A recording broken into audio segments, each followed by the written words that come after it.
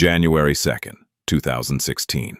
A 21-year-old American college student stands in the departure queue at Pyongyang's International Airport.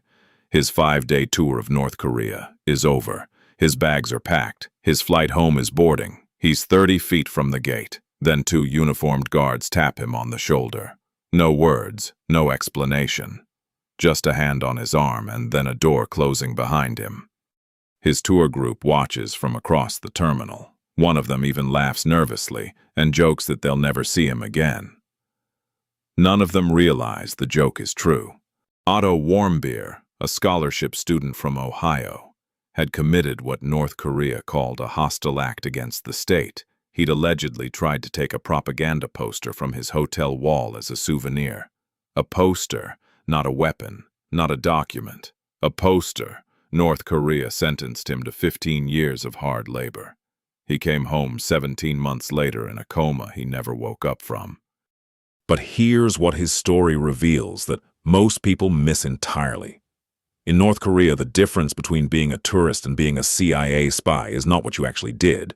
It's what the regime decides to say you did. And once they decide, no amount of innocence can save you.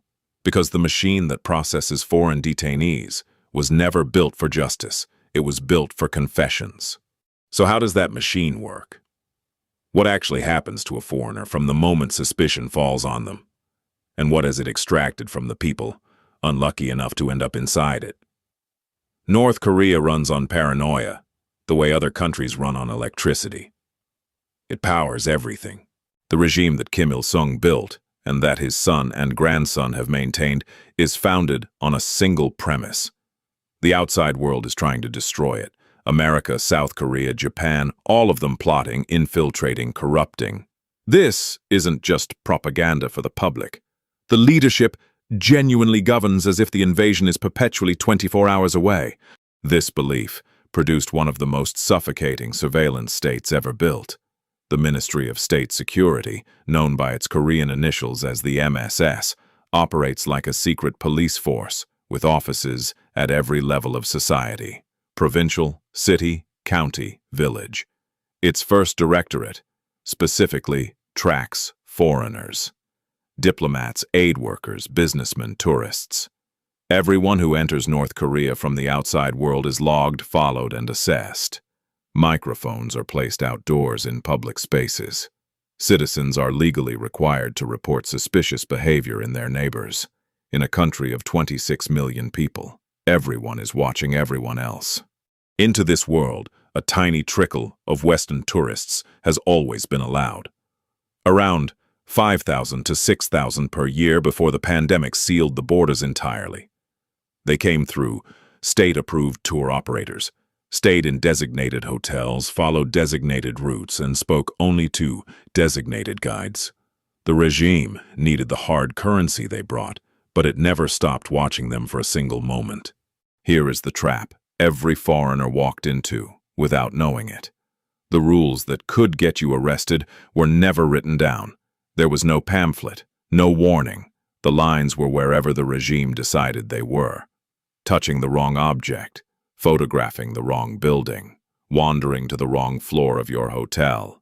Any of these could be reframed overnight as a hostile act against the state.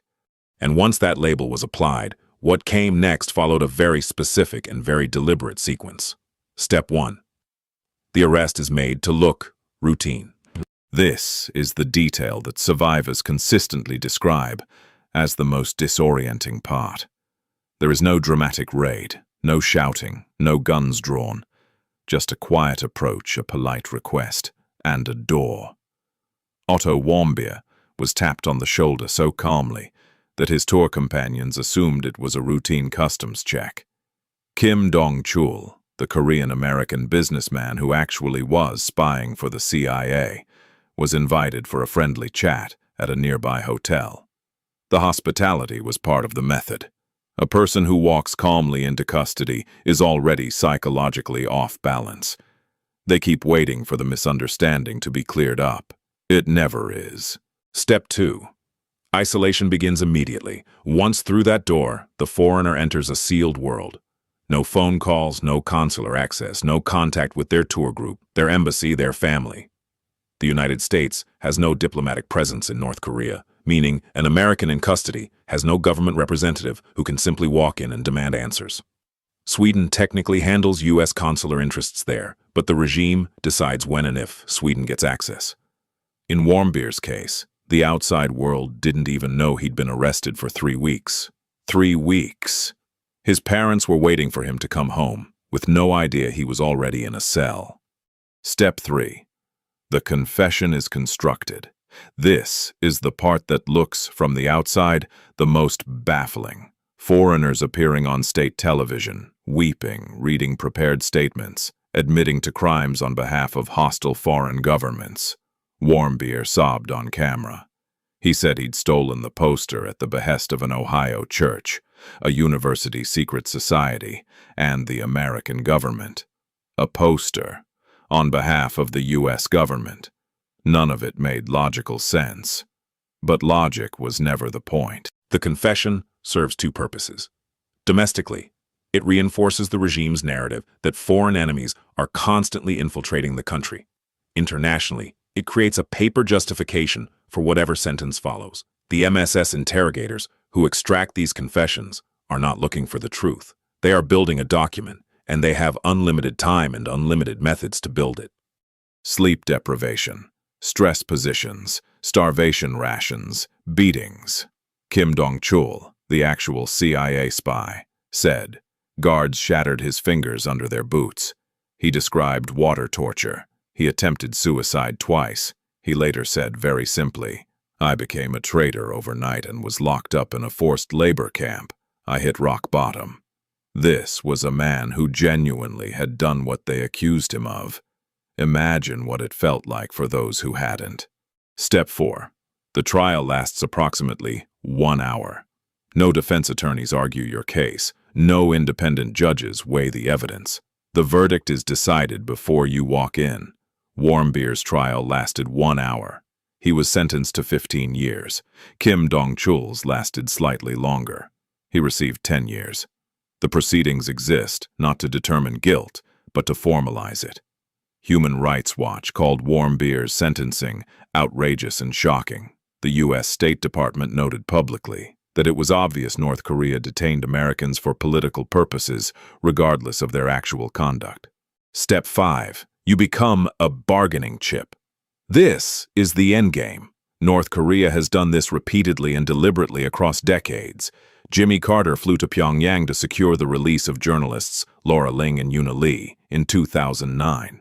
Bill Clinton made the same trip. North Korea has understood since the Cold War that holding an American creates leverage. The higher the profile, the better. A college student from Ohio is worth a visit from a former president. 3 Korean-American detainees held simultaneously in 2018 were worth a summit with a sitting president. The human beings inside those cells were never really the point. They were currency. What makes this machinery so effective is its total unpredictability. That is not an accident. It is the design. The regime allows tourists precisely because tourists create potential leverage. It allows foreign businessmen because businessmen create intelligence opportunities and, when needed, hostages. Every foreigner who enters North Korea signs no agreement about what can get them arrested. Because there is no such agreement, the ambiguity is the weapon. When everything could theoretically be a hostile act, everyone is theoretically a spy. And when everyone is theoretically a spy, the regime can activate that accusation against anyone at any time for any reason that suits them politically. Kim Dong-chul was a spy. He admits it. He photographed naval vessels with a hidden camera in his wristwatch and smuggled a nuclear-grade metal sample out in his luggage. He ran a network of North Korean informants. He deserved, by any conventional intelligence definition, to be caught. Otto Warmbier almost certainly tried to take a poster. The North Korean legal system processed both men through the same machine and produced the same result. A confession, a show trial, a sentence, a coma. One man was the CIA's most valuable human asset inside the world's most closed country. The other was a 21-year-old on a budget adventure tour who wanted a souvenir. North Korea decided they were the same. That is the point. That has always been the point. Otto Warmbier was released in June 2017. After 17 months in custody, he landed in Ohio, unable to see, unable to speak, and unresponsive to everything around him. His doctors found evidence of extensive brain damage consistent with oxygen deprivation. He died 6 days later. He was 22 years old. North Korea claimed he had contracted botulism and fallen into a coma after taking a sleeping pill. His medical team found no evidence of botulism. North Korea to this day has never explained what happened inside that cell. His parents, Fred and Cindy Warmbier, sued the North Korean government for the torture and killing of their son. In 2018, a federal judge awarded them $501 million in damages. North Korea ignored the ruling entirely. The money was never paid. Kim Dong-chul walked off a plane at Joint Base Andrews in May 2018, shook hands with President Trump, and later described being water tortured 8 times. He said he still cannot walk properly. His fingers never healed straight. He wrote a book called Border Rider and described himself as a man forever caught between worlds. 2 men, 2 very different stories about what they actually did inside North Korea. One identical machine that processed them both and left them both broken. The regime that built that machine is still running it. The borders have been sealed since COVID, but foreign engagement is beginning again. And, somewhere in a building in Pyongyang that doesn't appear on any tourist map, the Ministry of State Security's First Directorate is still logging names, still monitoring movements, still deciding who among the next wave of visitors might be useful to them. The poster on the hotel wall is still there, and somewhere a traveler is looking at it, thinking about what a great souvenir it would make. If you want to understand what it looks like from the other side, what it means to actually be a spy inside North Korea, rather than just being accused of it, watch the story of the only American who lived inside that system for 6 years and somehow made it out alive. Don't forget to like and subscribe for more cinematic true stories.